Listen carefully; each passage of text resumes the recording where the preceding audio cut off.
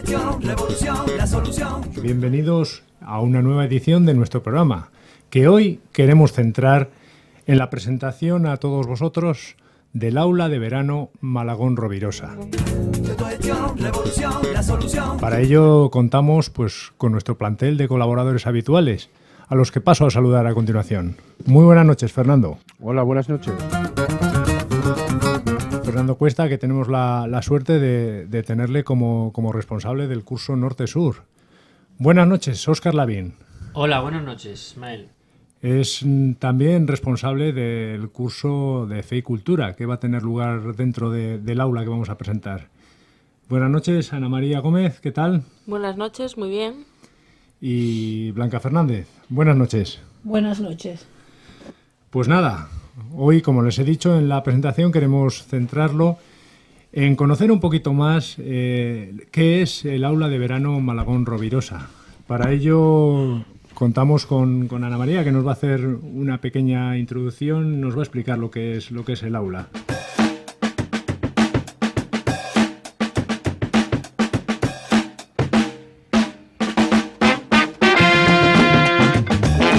¿Qué es el Aula Malagón Rovirosa, Ana María? Es una universidad de verano que se realiza desde hace 29 años en Torremocha de Jarama, Madrid. Es una universidad que proporciona elementos para romper la manipulación a la que nos somete la cultura imperialista dominante. El aula tiene como objetivo prioritario la formación de personas que personal y colectivamente protagonicen su vida.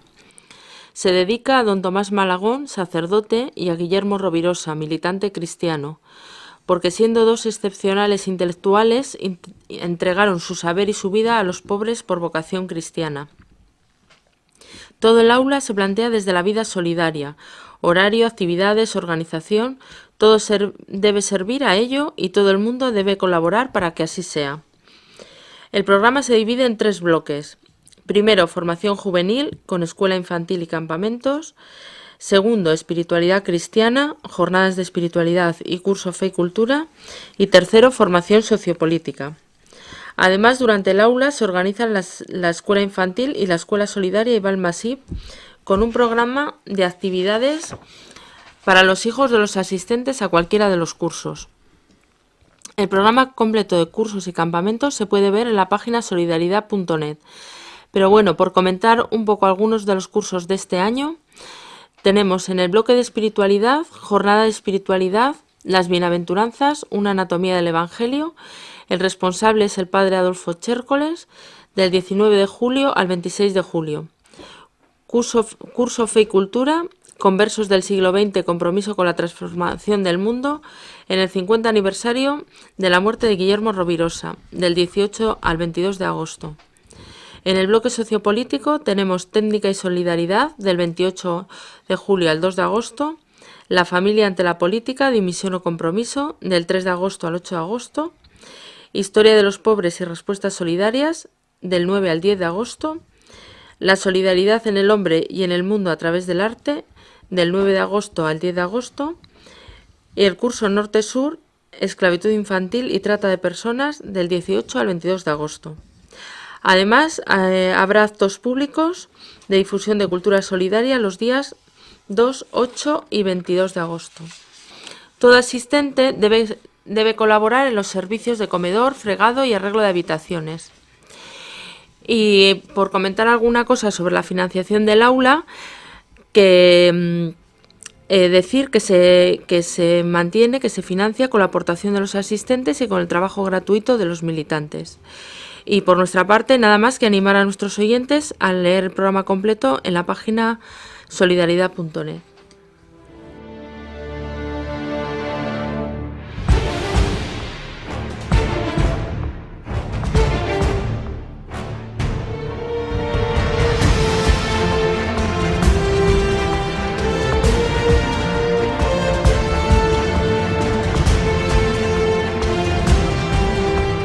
Muy bien, Ana María, muchas gracias por esta presentación que hemos visto, que es, a diferencia de otros cursos de verano que se celebran por toda la geografía española a través de sus universidades y tal, pues nada que ver con lo que son estos cursos.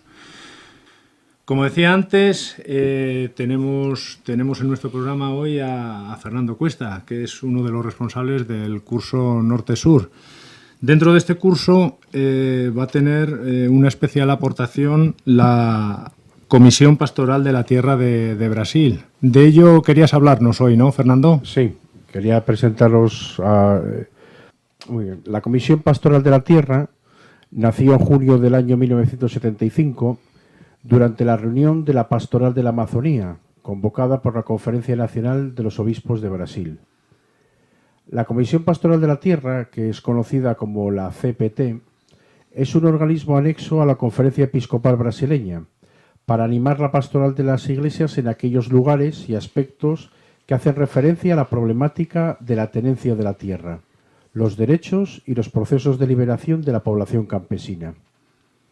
Ya tras el golpe militar de 1964, durante los años 70, la Iglesia animadora de las comunidades eclesiales de base daba un giro de 180 grados.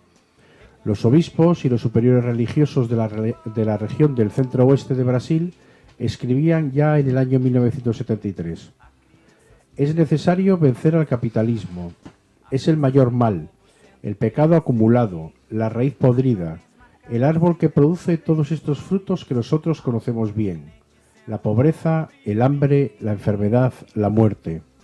Por ello es necesario que la propiedad privada de los medios de producción, las fábricas, las tierras, el comercio, la banca, sea superada.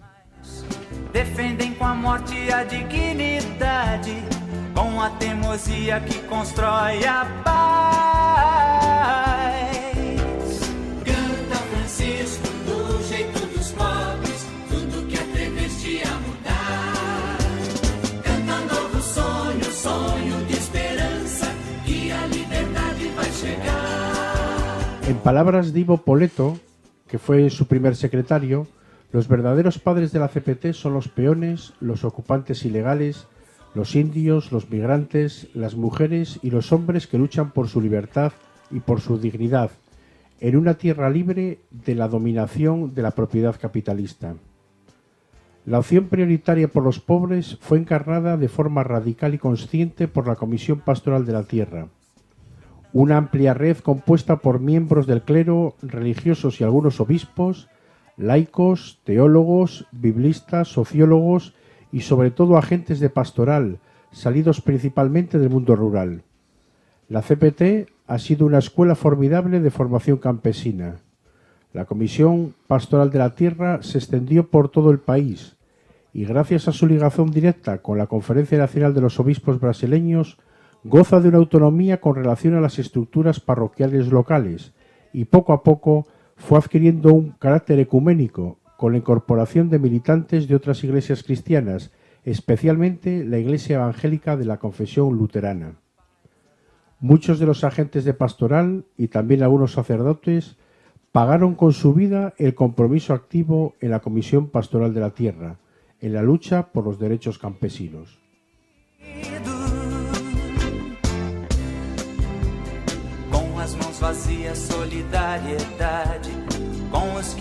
Una de las características de la cultura socio-religiosa de la Comisión Pastoral de la Tierra, que se encuentra íntegramente en el movimiento de los trabajadores sin tierra, porque uno de estos orígenes del MST es la Comisión Pastoral de la Tierra, es la crítica a las consecuencias sociales dramáticas del capitalismo en el campo: el paro, la expulsión de campesinos, el empobrecimiento.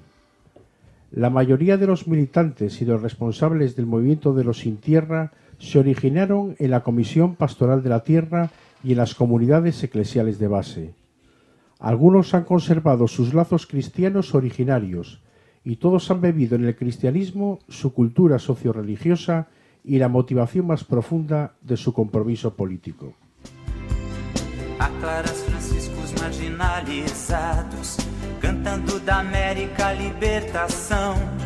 Meninos sem lares são irmãos do mundo, pela paz na terra. Según el texto del Congreso de la CPT en el año 2001, realizado en el Santuario del Buen Jesús de Lapa, en el estado de Bahía, la Comisión Pastoral de la Tierra quiere ser una presencia profética, ecuménica, fraterna y afectuosa que presta un servicio educativo, formativo y transformador, integrales y permanentes, junto a los pobres de la tierra y de las aguas, favoreciendo y reforzando su protagonismo. La Comisión Pastoral de la Tierra está presente en todo el territorio nacional brasileño. Se organiza en regiones. El órgano máximo de decisión es la Asamblea Nacional. Existe una coordinadora nacional y en cada región y localidad se trabaja por equipos. Los militantes de la Comisión Pastoral de la Tierra han puesto en marcha escuelas, emisoras de radio, dispensarios de salud, cooperativas agrícolas en las haciendas recuperadas, así como redes de distribución de la producción agrícola del campo en las ciudades. Canta novo sonho, sonho de menino, novo céu e terra vão chegar. En el próximo aula Malagón Rovirosa, en el curso Norte-Sur, contaremos con la presencia de Francisco Alan Santos, responsable del programa contra el trabajo esclavo de la Comisión Pastoral de la Tierra en el estado nordestino brasileño de Piauí. Compartirá con nosotros la situación de los trabajadores del campo en aquella región, así como sus experiencias de lucha. El curso Norte-Sur, que lleva por título Esclavitud Infantil y Trata, se desarrollará entre los días 18 y 22 de agosto de 2014 en la Casa Emaús, en Torremocha de Jarama, Madrid, y está organizado por el Movimiento Cultural Cristiano.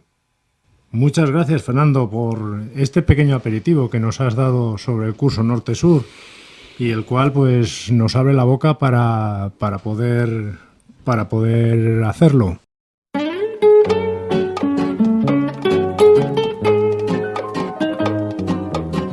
También damos la palabra ahora a Óscar Lavín. Él, como sabéis todos, es sacerdote y es responsable del curso de Fe y Cultura, que también se celebra en este aula.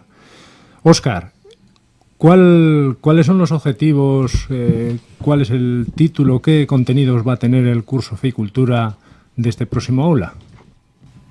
Bueno, el curso Fe y Cultura dentro del aula Malagón Rovirosa tiene como objetivo el encuentro, sobre todo de diálogo entre sacerdotes y laicos en la Iglesia y toda persona de buena voluntad. Fue pensado para que la fe y los retos culturales de la sociedad actual pues entrasen en diálogo. Y este año, junto a Marimar Arauz, que es historiadora, pues somos los responsables del curso, que hemos tratado este tema de la conversión en el siglo XX y la transformación de la sociedad, porque siempre hemos entendido que la conversión cristiana implica una revolución en la vida y en la vida de los ambientes donde nos movemos y en las instituciones. Y profundizar en las experiencias religiosas y humanas de todos los testigos del siglo XX, donde se ha producido ese cambio de mentalidad y de cambio del mundo interior, provocando esa revolución en los ambientes, en las instituciones, es el gran objetivo del curso y del diálogo entre sacerdotes y laicos en la Iglesia. El curso va a estar desarrollado entre los días 18 de agosto a las 10 de la mañana hasta el 22 de agosto, que es un día que solemos dedicar a la difusión de la cultura solidaria y a la visita cultural a las edades del hombre, y posiblemente la visita a la nueva orden religiosa Jesu Comunio para tener un encuentro con las hermanas, con las religiosas contemplativas. Las ponencias, el primer día estará Luis Argüello y José Antonio Langa. Luis Argüello, que es vicario general de Valladolid, y José Antonio Langa, que es matemático, y van a girar sobre la alegría que provoca este proceso de conversión y sobre el diálogo de la fe y la ciencia, para posteriormente por la tarde tener una tarde más de testimonio de experiencias de la conversión en China, en África y en el mundo comunista, donde van a venir testigos directos de vivenciales que en esos contextos donde se ha planteado pues su conversión religiosa, ¿no? El segundo día se tratará la conversión dentro de la editorial Bodelo sin voz, donde haremos un repaso de todos los testigos y conversos que la editorial ha puesto al servicio de la sociedad, ¿no? Y también tendremos el testimonio y la presentación del proyecto Raquel, que es un proyecto donde se trata el trauma post-aborto y cómo mujeres que han abortado pues han hecho ese proceso de conversión y de curación y también de puesta a luchar contra el aborto, ¿no? Entonces también es un tema interesante de cómo hoy las mujeres que abortan son capaces de también de hacer ese proceso de conversión y de lucha a favor de la vida, ¿no? El tercer día trataremos el tema de la conversión en la historia de la Iglesia a lo largo de todos los testigos innumerables, los más representativos a lo largo de la historia de la Iglesia será nuestro eje, ¿no? Y por la tarde tendremos también un videoforum sobre Moscati, el médico de los pobres, ¿no? De cómo la profesión se pone al servicio de los empobrecidos. Y finalmente el cuarto día le dedicaremos al movimiento obrero y a las raíces cristianas de dicho movimiento. Tema importante el del movimiento obrero y el cristianismo, muy poco estudiado, olvidado. Conocemos el movimiento obrero de las ideologías, del marxismo, del socialismo, del comunismo, el anarquismo, pero nada de las raíces cristianas en la formación del movimiento obrero, el cual nos introdujo en la solidaridad asociada en la historia, también como reconoce Juan Pablo II. Y finalmente terminaremos con dos testigos del siglo XX importantes para nosotros dentro del movimiento cultural cristiano, pero también creemos que para toda la Iglesia y toda la sociedad, como son Julián Gómez del Castillo y Guillermo Rovirosa, actualmente en proceso de beatificación. Y entonces este sería de alguna manera el curso, ¿no?, en todas sus ponencias.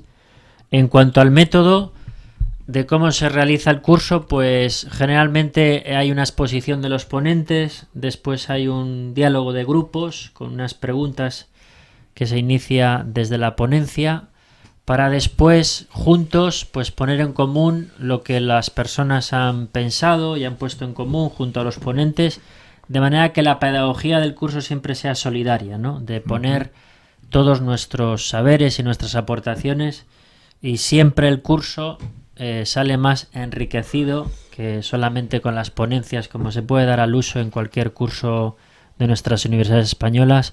Entendemos que este método de ser solidarios, de tener una pedagogía solidaria donde todos aporten y todos configuren el saber del aula, pues también es uno de los grandes objetivos, ¿no? Así se enmarca pues siempre el diálogo y el encuentro entre sacerdotes y laicos en la Iglesia en torno a este tema de la conversión. Muy bien, Óscar, pues muchas gracias por la presentación de este programa de Fe y Cultura realmente atractivo. Esperemos que así lo sea también para nuestros oyentes y que tengan la oportunidad de inscribirse y poder hacer este curso. Pues sí, si se animan, del 18 de agosto al 22 de agosto, esos son los días. Y tú preocupado por cómo adelgazar, pensando todo el día en esos kilitos de más. Siéntate un ratito y ponte a pensar en cómo viven y mueren los demás. Para poder vivir debo arriesgarme a morir. Ya me queda la esperanza de poder salir de aquí. Navegan mis ilusiones en un frío marañil. Escapar de la pobreza, por fin, por fin, por fin. Muchas gracias. Al hilo de este curso, como habías comentado, Óscar, Conversos del siglo XX, compromiso en la transformación del mundo, es el tema que nos ha traído Blanca en la sección que realmente pues, nos presenta ella cada semana, pues acercándonos un libro de la editorial Voz de los Sin Voz. En este caso, Blanca, traes Militantes Obreros, ¿no? Sí, Militantes Obreros, un libro sobre semblanzas que bueno, que recomiendo porque está el libro muy bien, es el número 486 de Ediciones Voz de los Sin Voz y tiene una colaboración de 80 céntimos. Entonces, bueno, pues voy a intentar aproximarnos un poco al libro a través de dos semblanzas de dos militantes obreros. Empezaré diciendo, bueno, ya Juan Pablo II afirmaba en su encíclica Laborem Exercens que con el movimiento obrero irrumpe un gran impulso de solidaridad en la historia. Más allá de la idealización de la vida de los empobrecidos, el movimiento obrero supuso en la historia de los pobres la vivencia de la solidaridad. La vivencia de la solidaridad en lo personal, en lo familiar y también en lo político, con sus numerosas realizaciones y también con sus sombras. Esta solidaridad enraiza profundamente en una sociedad de innegables valores cristianos, como fue la sociedad europea de finales del siglo XVIII, XIX y el primer tercio del siglo XX. Y entonces ahora ya os voy a acercar a estas dos semblanzas que os comentaba antes. El primero es Benigno Ortiz, militante obrero. Benigno Ortiz nació en Ceceñas, Cantabria, en marzo de 1919, en el seno de una familia muy humilde. Dedicó toda su vida militante a las luchas obreras y a la creación de grupos militantes cristianos, labor que desarrolló fundamentalmente en Santander y por toda la zona norte de España. Benigno fue militante de la OAC desde los años 50. Desde que afirmó en su vida la militancia cristiana, quiso ser profesionalmente peón para ser testigo de Cristo entre los pequeños. Sin el nombre de Benigno no se podrá escribir la historia del movimiento obrero cántabro durante la dictadura franquista. Impulsor incansable del primer bufete laboralista de España, nacido en Santander en la Plaza del Príncipe número 1 en los locales de la OAC.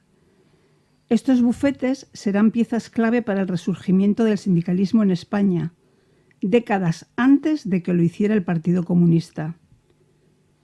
Fue de los primeros militantes de comisiones obreras, cuando se reunían aparentando pescar en botes en medio de la bahía de Santander, hasta que descubrió que esta organización servía como correa de transmisión al Partido Comunista. Tuvo que pasar por el Tribunal de Orden Público como consecuencia de su militancia obrera cristiana.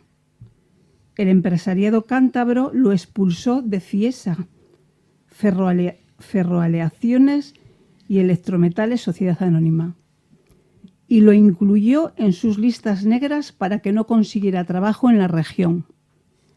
Padre de 3 hijos, fue perseguido y procesado por el franquismo, padeciendo la cárcel.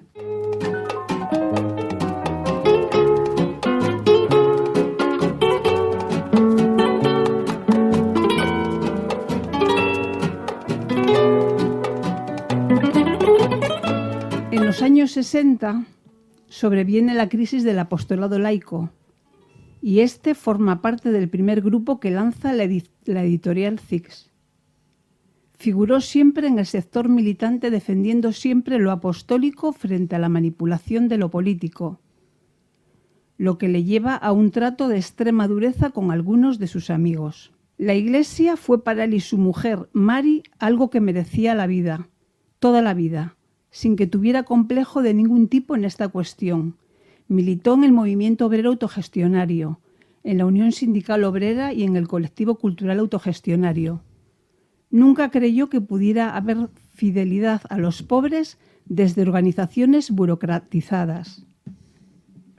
La muerte lo encontró trabajando en el lanzamiento del movimiento cultural cristiano.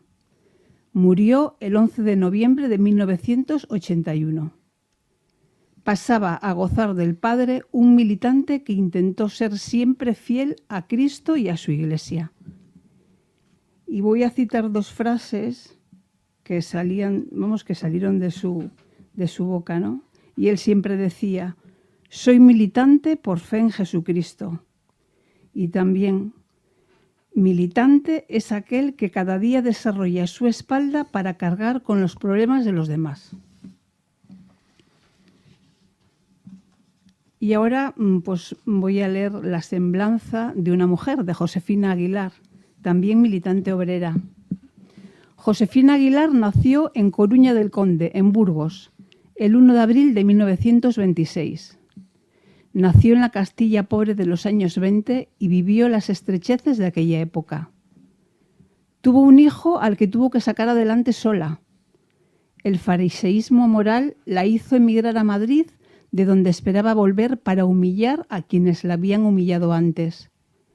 Pero Cristo, el humilde, le salió al paso mediante el apostolado obrero y la humildad de Guillermo Rovirosa. Lo que pudo haber sido resentimiento se convirtió en energía frente al franquismo y a la versión falsa burguesa del cristianismo. Amó a la Iglesia entrañablemente y ella se dejó abrazar por la gracia. Trabajó con entusiasmo en la editorial CIS y en las tareas de difusión cultural. Muchas veces puso el puesto de libros, estando ella sola, y no se quejaba ni se vanagloriaba de ello.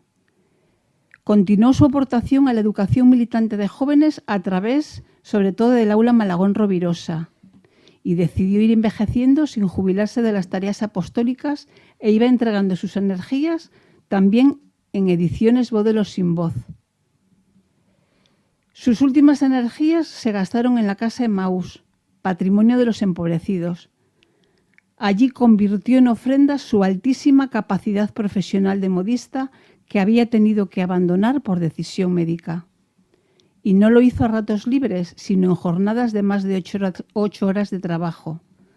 Amaba a la organización profundamente. Sus palabras y su vida fueron un combate contra la buena conciencia. Entregó su vida hasta el final. Murió rodeada de su familia y amigos de lucha solidaria el 23 de febrero del 2003. Josefina es testimonio de permanencia para todos los que vivimos a su lado. Ella nos decía: vosotros, jóvenes, no os dejéis robar el patrimonio de los pobres.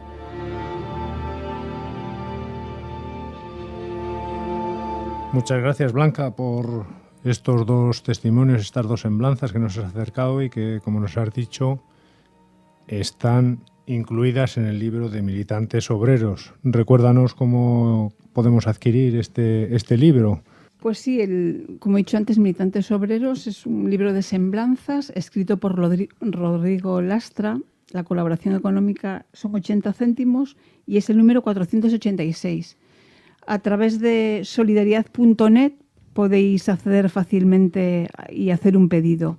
Y si no, os remitimos, como siempre, a las casas de cultura y solidaridad de vuestras localidades. Pues nada, desde aquí recomendamos encarecidamente la lectura de este libro, pues como todos los que queremos presentaros durante cada programa. Pues nada más, esperando que este programa pues os haya gustado y que haya servido pues para presentar el aula de verano Malagón Rovirosa, que el Movimiento Cultural Cristiano, como nos recordaba antes Ana María, organiza en su casa de espiritualidad situada en Torremocha del Jarama, en la provincia de Madrid, y a la cual os podéis dirigir para si tenéis especial interés en alguno de los cursos que os hemos presentado, si queréis solicitar el programa completo con todos los cursos. Y hay también en la página web, que nos recuerdas, Ana María, ¿cuál es la página web donde se puede consultar el libro? Perdón, el contenido del aula y su programa. En la página web solidaridad.net. Solidaridad.net. Pues nada más.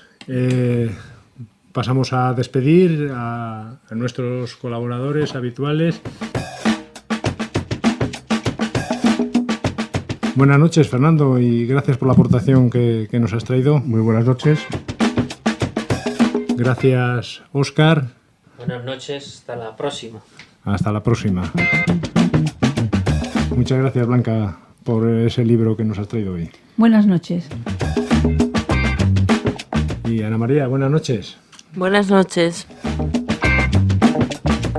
Nada más, queridos amigos oyentes, nos despedimos hasta un nuevo programa de la tertulia autogestión en Radio Solidaridad FM.